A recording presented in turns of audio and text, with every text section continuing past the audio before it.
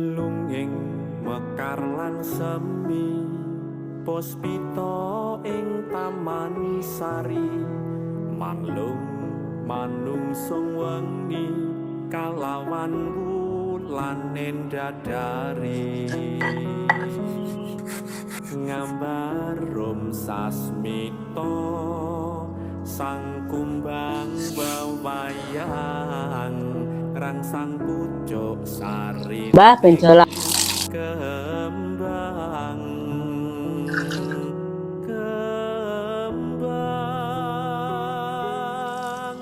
kusumaning ratri mung sawiji kinanti mematri sajro